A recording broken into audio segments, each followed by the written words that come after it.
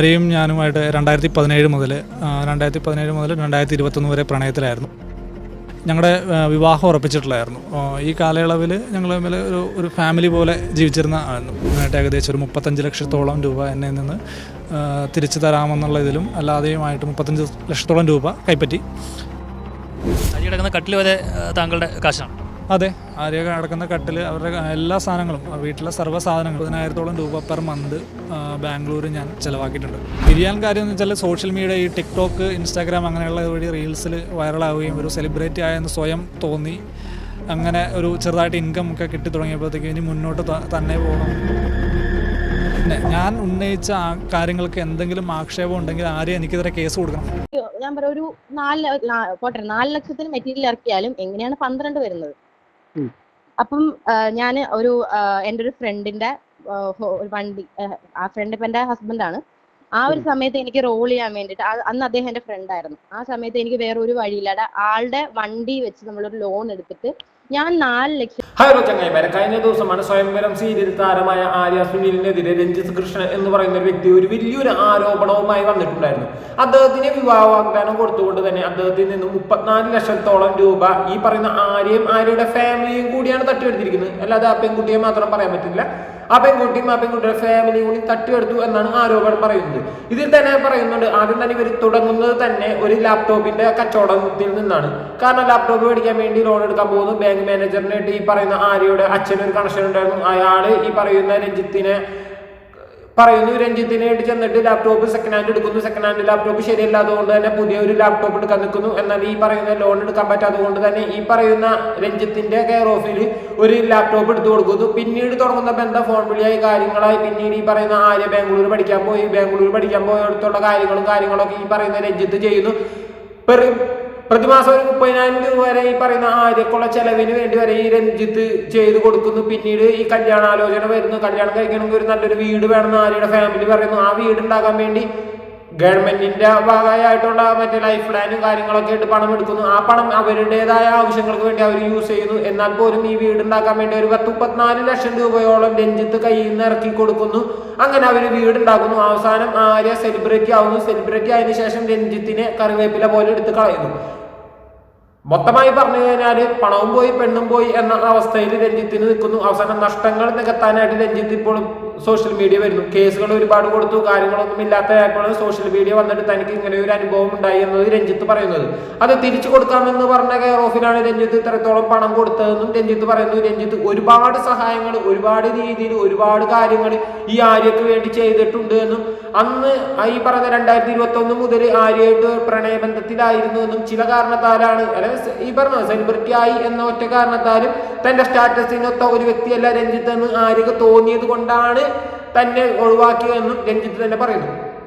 ഈ ന്യൂസ് നമ്മൾ കണ്ടതാണ്, നമ്മൾ ചെയ്തതാണ്. കുഴപ്പമില്ലാത്ത രീതിയിൽ എന്റെ ചാനലിലും ആ വീഡിയോ കയറിയിട്ടുണ്ടായിരുന്നു. സത്യം പറഞ്ഞ ഫസ്റ്റ് റിപ്പോർട്ട് എന്ന് പറയുന്ന ചാനലിൽ രഞ്ജിത്തിന് ഇങ്ങനെ ഒരു വീഡിയോ വരുന്നു. ആ വീഡിയോ സോഷ്യൽ മീഡിയ റിയാക്ഷൻ ചാനലായിട്ട് ആദ്യം തന്നെ ചെയ്ത വ്യക്തി ഞാനാണ് എന്നാണ് എൻ്റെ ഒരു പ്രതീക്ഷ. കാരണം ഇത് വന്ന സമയത്ത് ഞാൻ ചെയ്തപ്പോൾ മറ്റൊരാൾ ചെയ്തിട്ടുണ്ടായിരുന്നു. പിന്നെ നേരം വെളുത്തതിന് ശേഷമാണ് ഒരുപാട് പേരുടെ ചാനലിൽ ഞാൻ ഈ വീഡിയോ കാണാനിടയായത്.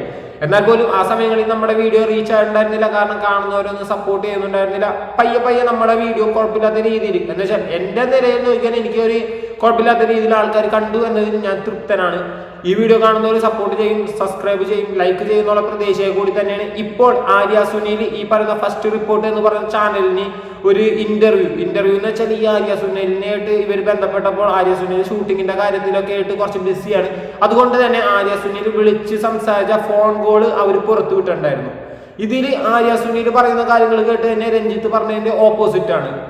ആര്യ സുനിലിനായിട്ട് ഒരു ബന്ധവുമില്ല. അച്ഛനായിട്ടുള്ള സൗഹൃദത്തിന്റെ പേരിലാണ് ഈ കണക്ഷൻ തുടങ്ങിയതെന്നും ആര്യ സുനിലിന്റെ വീടിന്റെ ആധാരം പണയം വെച്ച് രഞ്ജിത്ത് കുറച്ച് പണം എടുത്തുവെന്നും ഈ പണം മൊത്തമായിട്ട് തിരിച്ചു കൊടുക്കാൻ കഴിയാത്തത് കൊണ്ട് തന്നെ ആര്യ സുനിലിന്റെ വീട് പണിയാൻ വേണ്ടിയുള്ള കാര്യങ്ങൾ, ചെലവിനുള്ള കാര്യങ്ങളും അതേപോലെ തന്നെ ഈ പണിക്കാർക്ക് കൊടുക്കാനുള്ള സാധനങ്ങൾ ഇറക്കാനുള്ള കാര്യങ്ങളൊക്കെ ഈ രഞ്ജിത്ത് കൊടുക്കാന്ന് പറയുന്നു. രഞ്ജിത്ത് ആ കാശുകളൊക്കെ ഇറക്കി കൊടുക്കുന്നു.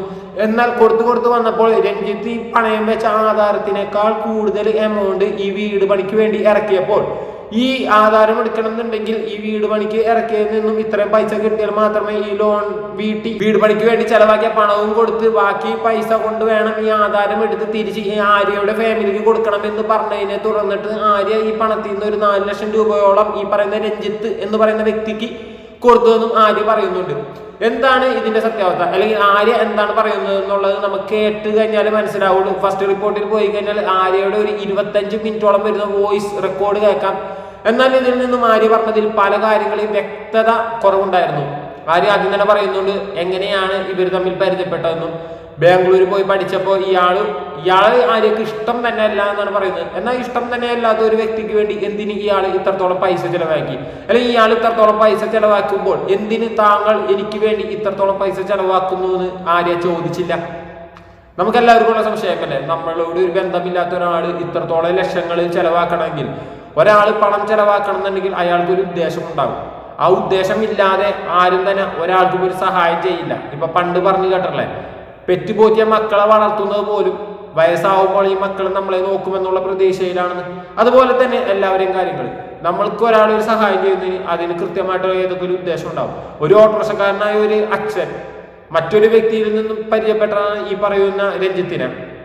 ഈ രഞ്ജിത്ത് ഇത്രത്തോളം ലക്ഷങ്ങൾ ചെലവാക്കി ഇവർക്ക് ഒരു വീടൊക്കെ ഉണ്ടാക്കി കൊടുക്കണം എന്നുണ്ടെങ്കിൽ, അല്ലെങ്കിൽ താൻ ഉപയോഗിക്കുന്ന വണ്ടി പോലും ഇവരെ വീട്ടിൽ വെച്ച് കൊടുക്കണം എന്നുണ്ടെങ്കിൽ, അതിനൊക്കെ ആരും ഒരു വ്യക്തതയില്ലാത്ത ഒരു കാര്യങ്ങൾ പറയുന്നുണ്ടെങ്കിൽ പോലും ഈ വണ്ടിയൊക്കെ വെച്ച് കൊടുക്കണം എന്നുണ്ടെങ്കിൽ ഈ പറയുന്ന രഞ്ജിത്ത് തന്നെ പറയുന്നുണ്ട് ആ ആര്യ ഇടുന്ന ഇന്നർ ഡ്രസ്സുകൾ പോലും ഈ രഞ്ജിത്ത് മേടിച്ചു കൊടുത്താണെന്നുള്ളത്.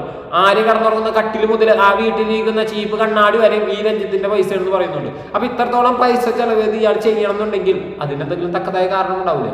അല്ലെങ്കിൽ ഈ പറയുന്ന ഒരു പരിചയത്തിന്റെ പേരിൽ മാത്രം ആരെങ്കിലും ഇത്രത്തോളം ലക്ഷങ്ങൾ മറ്റൊരാൾക്ക് കൊടുക്കുമെന്ന് തോന്നുന്നുണ്ടോ? അത് തിരിച്ചു കിട്ടുമെന്ന് ഉറപ്പില്ലാത്ത ഒരു ഫാമിലിക്ക്. കാരണം ഈ രഞ്ജിത്ത് തന്നെ പറയുന്നുണ്ട് ഈ ഫിനാൻഷ്യലി ആയിട്ട് അത്ര ഓക്കെ അല്ലാത്ത ഒരു ഫാമിലിയാണ് വരാം. അപ്പൊ അങ്ങനെയുള്ള ഒരു ഫാമിലിക്ക് ഇത്ര ലക്ഷം രൂപ ഇങ്ങനെ കൊടുക്കുന്ന ഒരാള്. എന്തായാലും ആര്യ എന്തുകൊണ്ടാണ് ഈ രഞ്ജിത്ത് വീട് പണിക്ക് കാശ് തന്നതെന്നുള്ള ആ വോയിസിൽ പറയുന്നുണ്ട്. അതിന്റെ ഒരു ചെറിയ ഭാഗം നമുക്കൊന്ന് കേട്ടു നോക്കാം. ഓട്ടോ ഡ്രൈവറാണ്, അപ്പൊ അച്ഛന് അതിനൊക്കെ ഒരു ഹെൽപ്പ് ആവശ്യമാണ്. അപ്പൊ ബാങ്കിലെ കാര്യങ്ങളൊക്കെ മുൻപോട്ട് കൊണ്ടുപോകാനൊക്കെ ആള് കുറെ കൂടെ വന്നിട്ടും കാര്യങ്ങളൊക്കെ ഉണ്ട്. അങ്ങനെ ലോൺ എല്ലാം പാസ്സായി കഴിഞ്ഞ് നമുക്ക് താഴത്തെ നിലയ്ക്ക് മുനിസിപ്പാലിറ്റിന്റെ ആയിരുന്നു. ആ സംഭവങ്ങൾ കഴിഞ്ഞപ്പോഴാണ് നമ്മൾ മേലിലേക്ക് എക്സ്റ്റെൻഡ് ചെയ്യുന്ന പ്ലാൻ വന്നത്.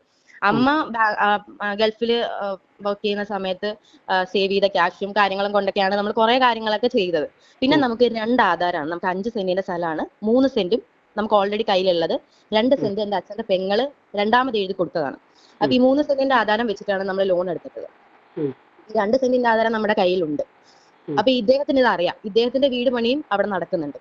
അപ്പൊ ആള് എന്തോ ഒരു ജോലിയും പറയത്തക്ക ആ സമയത്തില്ല. ആളെന്തോ ബിസിനസ് ആണ്, കാര്യങ്ങൾ അങ്ങനെയാണ് ഇങ്ങനെയാണെന്നൊക്കെ പറയുന്നതല്ല. നമുക്ക് കറക്റ്റ് ആയിട്ട് ആൾക്ക് എന്താണ് ജോലി കാര്യങ്ങളൊന്നും അറിയത്തില്ല. പക്ഷെ വീട് പണി, ആളുടെ അവിടുത്തെ വീട് പണി കാര്യങ്ങളെല്ലാം നടക്കുന്നുണ്ട്. ആ സമയത്ത് നമുക്ക് ഈ ആധാരം കയ്യിലുള്ളത് കൊണ്ട് നമ്മുടെ കാര്യങ്ങൾ നടക്കുന്നുണ്ടല്ലോ. നമ്മുടെ മറ്റേ താഴത്തെ പണിയെല്ലാം നടക്കുന്ന മുനിസിപ്പാലിറ്റിയുടെ ഫണ്ട് വെച്ചിട്ടാണ്. ആ സമയത്ത് ഇദ്ദേഹം വന്നിട്ട് ചോദിച്ചു, ചേട്ടാ എന്റെ വീട് പണിയുടെ കാര്യത്തിന് ഈ ആധാരം ഒന്ന് തരുമോ, നമുക്കൊന്ന് വെച്ചിട്ട് ഒരു 2 ആഴ്ചത്തെ റോളിംഗ് ആണ്, ഇത് കഴിയുമ്പോഴേക്കും തിരിച്ചെടുത്ത് തരാന്ന്. അച്ഛൻ ഞങ്ങളോട് പോലും സംസാരിക്കാതെ, എന്റെ അടുത്ത് സംസാരിക്കാനായിട്ട് ഞാൻ അന്ന് പഠിച്ചിറങ്ങിയതേ ഉള്ളൂ, എന്റെ അടുത്ത് സംസാരിച്ചില്ലെങ്കിൽ പോലും അമ്മയുടെ അടുത്ത് പോലും ചോദിക്കാതെ ആധാരം എടുത്ത് കൊടുത്തു. അതായത് അച്ഛൻ അദ്ദേഹത്തിനോടുള്ള അത്രയും വിശ്വാസം കൊണ്ടാണ്. അല്ലാതെ ഞാനും അദ്ദേഹവുമായിട്ടുള്ള ഈ പറഞ്ഞിട്ടൊക്കെ എന്തോ റിലേഷൻ ഉണ്ടെന്ന് പുള്ളി പറയുന്നു. അങ്ങനെയുള്ളൊരു കാര്യം വെച്ചിട്ടല്ല ആള് നമ്മളെ ഹെൽപ്പ് ചെയ്തിട്ടുള്ളത്. ഈ ആധാരം വാങ്ങിച്ചിട്ട് ഞങ്ങളുടെ വീട് പണി നടക്കുന്ന സമയത്ത് ഈ ആധാരം തിരിച്ചു ചോദിച്ചപ്പോഴാണ് പുള്ളി പറയുന്നത്, ചേട്ടാ ഞാൻ ഇപ്പൊ ആധാരം എടുത്ത് തരാൻ പറ്റുന്ന ഒരു അവസ്ഥയിലല്ല, അത്രയും ബൾക്ക് എമൗണ്ട് എനിക്ക് ഒരുമിച്ച് മറിക്കാൻ പറ്റത്തില്ല. അതുകൊണ്ട് ഞാൻ നിങ്ങളുടെ വീട്ടിലേക്കുള്ള ഈ പണി നടക്കുന്ന കാര്യങ്ങൾക്കുള്ള കുറച്ച് ഫണ്ട്, ഇങ്ങനെ ഈ പണിക്കൂലി കാര്യങ്ങള് അങ്ങനെ ഞാൻ സെറ്റാക്കി തരാം. ക്യാഷ് ആയിട്ട് വൈകുന്നേരം കൊടുക്കേണ്ട മെറ്റീരിയൽസ്, വൈകുന്നേരം കൊടുക്കേണ്ട ക്യാഷ്, അങ്ങനെയൊക്കെയുള്ള കാര്യങ്ങളൊക്കെ ഞാൻ ആ ഒരു ആധാരം എടുത്ത് തരുന്നത് വരെ ഞാൻ ചെയ്യാം. എന്നിട്ട് നിങ്ങൾ എനിക്ക് ആധാരം വെച്ചിട്ട്. അങ്ങനെ രഞ്ജിത്ത് പറഞ്ഞോളൂ, ഇവരെ ആധാരം പണയം വെക്കുന്നു. അതുകൊണ്ട് തന്നെ പണയം വെച്ചത് കൊണ്ട് തന്നെ ഇവരെ വീട്ടിലെ ആവശ്യങ്ങൾക്ക്, ഈ പറയുന്ന വീട് പണിക്കുള്ള ആവശ്യങ്ങൾക്കുള്ള കാര്യങ്ങളൊക്കെ ഈ രഞ്ജിത്ത് ചെയ്തു കൊടുക്കാമെന്നും, അവസാനം ഈ വീട് പണി കഴിയുമ്പോൾ ഈ ആധാരം എടുക്കാൻ നേരത്ത് ഈ പണം തിരിച്ചു കൊടുത്താൽ മതി. പകരം രഞ്ജിത്ത് ഈ ചെലവാക്കിയ പൈസ നോക്കിയപ്പോൾ ഈ ആധാരം വെച്ചതിനേക്കാൾ കൂടുതൽ വരികയും, എന്നാൽ ഈ കാശ് തിരിച്ചു കൊടുത്താൽ മാത്രം ആധാരം എടുക്കാൻ പറ്റുകയുള്ളൂ എന്ന് പറഞ്ഞു എന്നൊക്കെയാണ് ഇവിടെ ആര്യ പറഞ്ഞു വെക്കുന്നത്. അറിയാൻ പാടില്ലാത്തതുകൊണ്ട് ചോദിക്കുകയാണ്. ആര്യക്ക് ഒരു ബോധമില്ല. ആര്യ തന്നെ പറയുന്നുണ്ട് ഇയാൾക്ക് പറയാൻ പറ്റുന്ന ജോലികളൊന്നുമില്ല, ബിസിനസ്സാണ് എന്ന് പറയുന്നുള്ളൂ. അപ്പൊ അങ്ങനെ പറയുന്ന ഒരു വ്യക്തി ഇങ്ങനെ പറയുമ്പോൾ നിങ്ങൾ അത് എന്തടിസ്ഥാനത്തിൽ വിശ്വസിച്ചു? പിന്നെ അച്ഛനോട് പറഞ്ഞിട്ട് അച്ഛന് ഇത്രത്തോളം വിശ്വാസമാകണം എന്നുണ്ടെങ്കിൽ ഒരു വ്യക്തി ആകെ ഈ പറയുന്ന ഒരു ലാപ്ടോപ്പിന്റെ പരിചയം മാത്രമുള്ള ഒരു വ്യക്തി, ആ വ്യക്തിക്ക് ഈ പറയുന്ന വീട് എന്നാൽ സ്വന്തം വീട് പണി നടക്കുന്ന സമയത്ത് പോലും ഈ ആധാരം എടുത്തു കൊടുക്കാൻ മാത്രം എന്താണ് ഇവർ തമ്മിലുള്ള കണക്ഷൻ? ഇതിനെക്കുറിച്ചൊന്നും ആര്യ പറയുന്നില്ല. പിന്നെ പറയുന്നുണ്ട് ഇയാൾക്ക് ഒരു 4 ലക്ഷം രൂപ ഈ പറയുന്ന ആര്യ കൊടുത്തിട്ടുണ്ട്. ഇയാള് ആര്യയുടെ അക്കൗണ്ടിൽ 3 ലക്ഷം രൂപ ഇട്ടു. പിന്നെ വേറെ അല്ലറ ചില്ലറ കാര്യങ്ങളൊക്കെ പറഞ്ഞു. ഈ 3 ലക്ഷം രൂപ പോലും കാണിക്കുന്നത് ഈ ഗൂഗിൾ പേ വഴി അയച്ച 3000, 4000, 2000, 1500 അങ്ങനെയുള്ള കുറെ സ്റ്റേറ്റ്മെന്റുകൾ വെച്ചിട്ടാണ് കാണിച്ചതെന്നൊക്കെ ആര്യ പറയുന്നുണ്ട്. കാരണം അന്ന് കിട്ടിയപ്പോൾ അത് വലിയ എമൗണ്ട് ആയിരുന്നു. ഇന്നിപ്പോ സെലിബ്രിറ്റി ആയല്ലോ, അതൊക്കെ തുച്ഛമാണ്. അതെന്താവട്ടെ, ഒരാളുടെ ഫാമിലി വിഷയം അല്ലെങ്കിൽ അയാളുടെ സ്റ്റാറ്റസ് ആണ്, അത് നമ്മൾ നോക്കണ്ട. എന്നാൽ പോലും ആര്യ പറയുന്നുണ്ട് ഈ വ്യക്തിക്ക് രണ്ടാമത് 4 ലക്ഷം രൂപ ഈ പറയുന്ന പോലീസ് സ്റ്റേഷനിൽ വെച്ച് കൊടുത്തു എന്ന് പറഞ്ഞാൽ ഈ 4 ലക്ഷം രൂപ എങ്ങനെ കിട്ടി എന്ന് കൂടി ആര്യ പറയുന്നുണ്ട്. അതൊന്ന് കേട്ടു നോക്കിയാൽ. അത് കേട്ടപ്പോൾ എനിക്ക് വേറെ എന്തോണ് മനസ്സിൽ വന്നത്, അതുകൂടി ഒന്ന് കേട്ടു നോക്കാം. അത്ര ഇട്ടിട്ടുള്ളൂ. അതിന്ന് കുറച്ച് മെറ്റീരിയൽ ഇറക്കി തന്നിട്ടുണ്ട്. ഞാൻ പറയാം ഒരു 4 ലക്ഷത്തിന് മെറ്റീരിയൽ ഇറക്കിയാലും എങ്ങനെയാണ് 12 വരുന്നത്? അപ്പം ഞാൻ എൻ്റെ ഒരു ഫ്രണ്ടിന്റെ ഒരു വണ്ടി, ആ ഫ്രണ്ട് ഇപ്പം എൻ്റെ ഹസ്ബൻഡാണ്. ആ ഒരു സമയത്ത് എനിക്ക് റോൾ ചെയ്യാൻ വേണ്ടിയിട്ട്, അന്ന് അദ്ദേഹം എൻ്റെ ഫ്രണ്ട് ആയിരുന്നു. ആ സമയത്ത് എനിക്ക് വേറെ ഒരു വഴിയില്ലാതെ ആളുടെ വണ്ടി വെച്ച് നമ്മളൊരു ലോൺ എടുത്തിട്ട് ഞാൻ 4 ലക്ഷം രൂപയോളം ഈ പുള്ളിക്ക് എൻ്റെ അക്കൗണ്ടിൽ ഇട്ട് കൊടുത്തു. കാരണം ഈ 12 ലക്ഷം രൂപയുടെ ഡീറ്റെയിൽസ് ആണ് ആള് എൻ്റെ അച്ഛൻ അയച്ചു കൊടുത്തത്. അന്ന് മുതലേ അച്ഛൻ ടെൻസ്ഡായി, നമ്മുടെ ആധാരവും ഇല്ല, 12 ലക്ഷം രൂപയെന്നും പറയുന്നു. ആ സമയത്ത് പുള്ളി അച്ഛനെ വിളിച്ചിട്ട് പറഞ്ഞു, ചേട്ടാ പേടിക്കൊന്നും വേണ്ട, 12 ലക്ഷം രൂപയെന്ന് പറഞ്ഞ് പേടിക്കൊന്നും വേണ്ട, മോളെ എനിക്ക് കെട്ടിച്ചെന്നാൽ മതിയെന്ന്. അച്ഛൻ എൻ്റെ അടുത്ത് വന്നത് പറഞ്ഞു, മോളെ ഇങ്ങനെയാണ് പുള്ളി പറയണം. അന്ന് വീട്ടിൽ കുറച്ച് ഇഷ്യൂസ് ഒക്കെ ഉണ്ടായി. ഞാൻ തല പൊട്ടി ഹോസ്പിറ്റലിലൊക്കെ ആയി. എനിക്ക് ആകെ എനിക്ക് ഒരിക്കലും അക്സെപ്റ്റ് ചെയ്യാൻ പറ്റാത്തൊരു കാര്യമാണ്. ഞാൻ ചേട്ടനെ പോലെ ഞാൻ ചേട്ടനായിട്ട് ആളെ കണ്ടിട്ടുള്ളത് ആൾക്കും അറിയുന്ന കാര്യമാണ്. അതുകൊണ്ടാണ് ഞാൻ പറയുന്നത്, ആൾ എൻ്റെ അടുത്ത് മുന്നെങ്കിലും ഒന്ന് പറഞ്ഞിരുന്നെങ്കിൽ ഞാനത് തുറന്നു പറഞ്ഞേനെ. അപ്പൊ തന്നെ ഞാൻ പറഞ്ഞത് നടക്കത്തില്ല. എനിക്ക് കേട്ടില്ലേ? അച്ഛനോട് ഇയാൾ പറയുന്നു പണം ഇല്ലെങ്കിൽ വേണ്ട, മോളെ കെട്ടിച്ചേരാന്ന്. അത് നമ്മുടെ നാട്ടുകാരുടെ പണം എന്ന് എനിക്ക് അറിയില്ല ഈ പരിപാടി. എന്ന് വെച്ചാൽ ഒരാൾക്ക് കൊടുക്കാനുള്ള പണം പണ്ട് സിനിമകളിലൊക്കെ ഗുണ്ടകൾ പറയണതാണ്. ഈ പറയുന്ന പോലെ പലിശക്ക് പണം കൊടുത്തിട്ട് പലിശ ഇല്ലെങ്കിൽ വേണ്ട, ഞാൻ മോളെ കെട്ടിക്കൊണ്ടെന്ന് പറയുന്ന പരിപാടി. അതാണ് ഇയാൾ പറഞ്ഞെന്നാണ് ആര്യ പറഞ്ഞു വെക്കുന്നത്. ഇനി മറ്റൊന്ന്, നിങ്ങൾക്കുണ്ട് ഇതുപോലെ ഫ്രണ്ട്, ഇങ്ങനെ ആവശ്യം വരുമ്പോൾ ലക്ഷങ്ങളൊക്കെ എടുത്തു തരാൻ പറ്റുന്ന ഫ്രണ്ട്?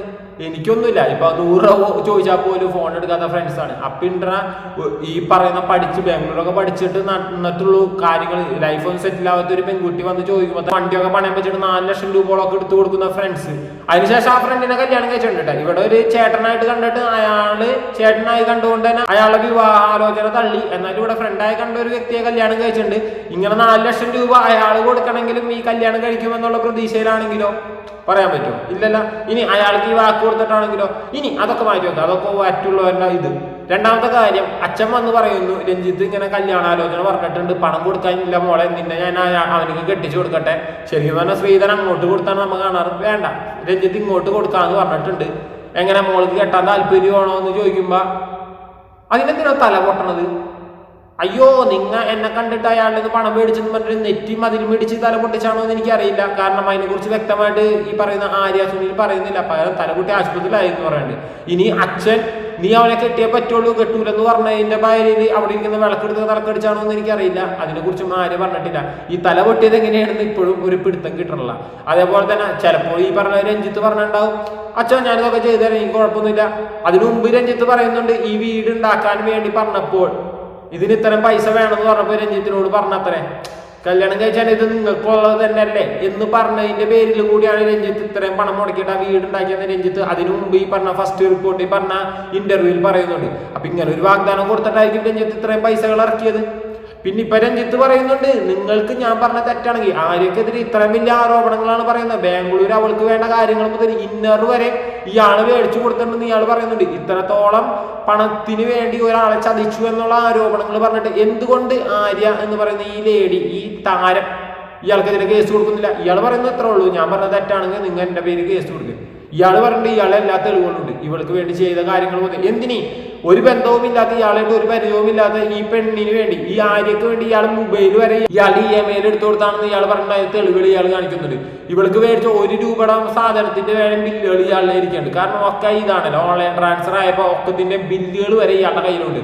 ഇതിനൊക്കെ ആരുടെ എന്ത് തെളിവുണ്ട്? ആര് പറയുന്നത് എന്താണ്, എന്റെ കൂടെ ഒന്ന് ഫോട്ടോ എടുത്തതുണ്ടോ, അല്ലെങ്കിൽ എന്റെ ഒരു വോയിസ് ഉണ്ടോ, എന്റെ അതുണ്ടോ ഇതുണ്ടോ എന്നൊക്കെ ഇപ്പോൾ ഉണ്ട്. ഇയാൾ പറഞ്ഞ് ഇയാളുടെ എല്ലാവരും ഉണ്ട് എന്നാണ് പറയുന്നത്. ആവശ്യം വന്നതിന് കാണിക്കാന്ന് പറയേണ്ടത്. രഞ്ജിത്ത് ഇനിയെങ്കിലും അതൊക്കെ കാണിക്കണമെന്ന് തന്നെ ഞാൻ പറയുന്നുള്ളൂ. കാരണം ഇത്രത്തോളം തന്നെ കുറിച്ചും പറയുന്നുണ്ട്, താൻ അങ്ങോട്ടും പറയുന്നുണ്ട്. എന്താണ് സത്യാവസ്ഥ എന്ന് കാണുന്നു. ഇപ്പോൾ ഈ വിഷയം സോഷ്യൽ മീഡിയ വളരെയേറെ ചർച്ച ചെയ്യപ്പെടുന്നുണ്ട്. അപ്പോൾ ഈ ചർച്ച ചെയ്യപ്പെടുമ്പോൾ കാണുന്ന ഏതൊരു പ്രേക്ഷകനും എന്താണ് സത്യാവസ്ഥ എന്ന് കാണണം. എന്നും വൈകുന്നേരം എല്ലാ കുടുംബക്കാരുടെയും മുന്നിലേക്ക് നിലവിളക്കായിട്ട് വരുന്ന ഒരു സീരിയലാണ് നമ്മുടെ സ്വയംവരം. അതിൽ തന്നെ പറയുന്നത് സ്വയംവരം. ഓക്കെ, നമ്മൾ ഇഷ്ടപ്പെട്ടിട്ട് കല്യാണം കഴിക്കുന്നതിനെ കുറിച്ചാണ് സീരിയലാണ് പറയുന്നത്. അപ്പൊ ഇത് സ്വയംവരനെ സ്വീകരിക്കാൻ വേണ്ടി മാത്രമുള്ള ഒരു പരിപാടിയാണോ എന്നും കൂടി നമുക്ക് തിരിച്ചറിയണ്ടേ. ഇത്രത്തോളം ജനം മനസ്സുകൾ കീഴടക്കിയ ആ സീരിയലിലൂടെ താരത്തിനെതിരെ ഇത്രത്തോളം വലിയ ആരോപണങ്ങൾ വരുമ്പോൾ ആരോപണങ്ങളുടെ സത്യാവസ്ഥ അറിയണമെന്ന് ഏതൊരു പ്രേക്ഷകനും ആഗ്രഹം ഉണ്ടാവും. അതേ ആഗ്രഹം തന്നെ എനിക്കുള്ളൂ. എൻ്റെ അതേ ആഗ്രഹത്തിലാണ് ഞാനൊരു വീഡിയോ ചെയ്യുന്നത്. വീഡിയോ കാണുന്നവർ ലൈക്ക് സബ്സ്ക്രൈബും ചെയ്ത് സപ്പോർട്ട് ചെയ്യുന്നുള്ള പ്രതീക്ഷയിൽ കൂടി തന്നെ ബൈ.